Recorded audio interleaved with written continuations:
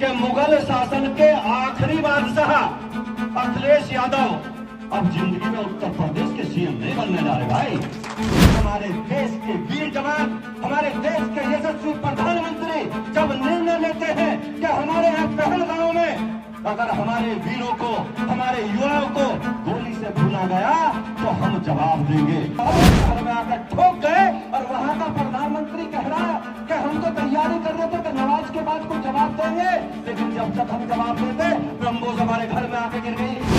प्रधानमंत्री पाकिस्तान के सुन लो कान खोल के, अभी तो आतंकियों के ठिकानों पे गिरी है, उन्हें नेस्तनाबूद किया है। अगर आप अभी भी नहीं समझे, अभी भी नहीं सुधरे तो पाकिस्तान को नक्शे से मिटा दिया जाएगा, ये आपको समझना पड़ेगा। एक समय था समाजवादी पार्टी की सरकार हुआ करती थी उत्तर प्रदेश में, हम लोगों पे रासुका तक लगाई गई, हम लोगों पे आतंकवाद तक के मुकदमे लगाए गए, मुझ पे खुद आतंकवाद तक के मुकदमे लगाए गए। आप लोगों ने कितनी प्रताड़ना झेली है दोस्तों, मैं आप लोगों से कहना चाहता हूं, अभी ये देश की स्थिति देखिए।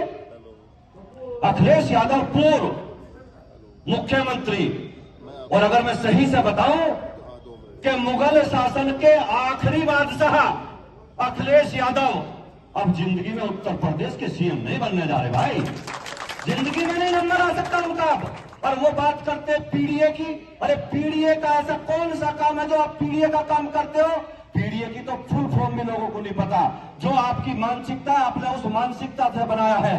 पीडीए की फुल फॉर्म तुम झूठी कुछ भी बताते रहो, मेरी नजरों में पीडीए की फुल फॉर्म है पाकिस्तान डेवलपमेंट अथॉरिटी। दूसरा कोई नाम नहीं है उसका नाम केवल पाकिस्तान डेवलपमेंट अथॉरिटी है। और वो हमारे देश के वीर जवान, हमारे देश के यशस्वी प्रधानमंत्री जब निर्णय लेते हैं कि हमारे यहाँ पहलगांव में अगर हमारे वीरों को, हमारे युवाओं को गोली से भूना गया तो हम जवाब देंगे। अब वो सरकारें गई ना साहब, जो कहती थी पीस टॉक करेंगे, पीस टॉक का समय गया। अब पीस टॉक का समय नहीं गया, अब तो पीस तरीके से ठोकेंगे, घर में जाके ठोकेंगे, समय वो है। अब समय वो है दोस्तों, हम पीस करते करते घर में ठोक देते हैं, हम बताते रहे। देखिए पूरी दुनिया को यह पता था कि आज कल का दिन है भाई। मीडिया कह रही थी परसों को देखिए क्या होगा, परसों को देश के प्रधानमंत्री और सेना क्या करेंगी।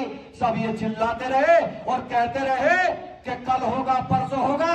पाकिस्तान को ये भी नहीं पता था, तेरे घर में आकर ठोक गए। और वहां का प्रधानमंत्री कह रहा है कि हम तो तैयारी कर रहे थे कि नमाज के बाद कुछ जवाब देंगे, लेकिन जब तक हम जवाब देते ब्रह्मोस हमारे घर में आके गिर गई। अरे प्रधानमंत्री पाकिस्तान के सुन लो कान खोल के, अभी तो आतंकियों के ठिकानों पे गिरी है, उन्हें नेस्तनाबूद किया है। अगर आप अभी भी नहीं समझे, अभी भी नहीं सुधरे तो पाकिस्तान को नक्शे से मिटा दिया जाएगा, ये आपको समझना पड़ेगा।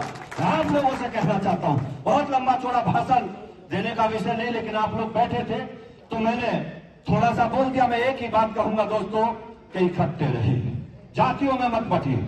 नेता नगरी आएगी, आपको जातियों की बात करेगी, आपको जातियों के नाम पे बांटने का काम करेगी। मेरी एक ही अपील आप लोगों से है, जातियों में मत बटिए, संगठित रहिए, मजबूत रहिए।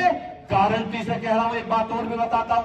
बहुत लोग कह रहे हैं कि अब के उसकी सरकार आ जाएगी, उसकी सरकार आएगी। 25 साल तो भारत में अभी किसी की सरकार आने वाली नहीं है, ना उत्तर प्रदेश में, ना पूरे भारत में। भारतीय जनता पार्टी की सरकार रहेगी। और क्यों रहेगी भाई, क्यों रहेगी?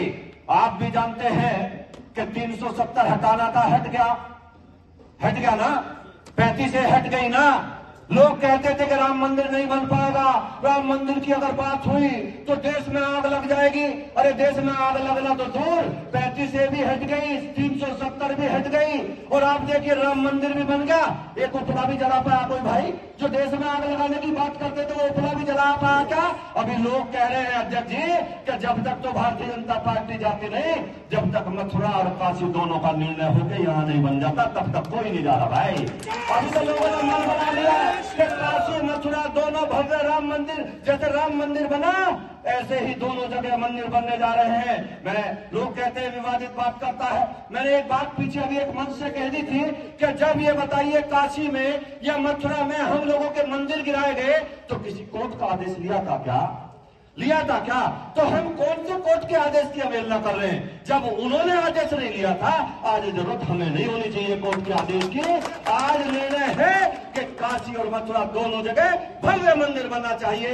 मैं बहुत देर बोल सकता था, बहुत देर बोलना भी चाहता था, लेकिन समय की बाध्यता है। मैं आप लोगों से एक ही निवेदन करूंगा, मैं संयुक्त मोर्चा के सभी पदाधिकारियों से कहूंगा कि आप लोग अलग अलग मत बटिए, इकट्ठे रहिए, मजबूत रहिए, और विक्रम भाई से कहूंगा इसे तलवार को खाली करके निकाले रखिए, इसी तरीके से काम ठीक चलता रहेगा। बहुत बहुत धन्यवाद। जय हिंद, जय भारत, भारत माता की। भारत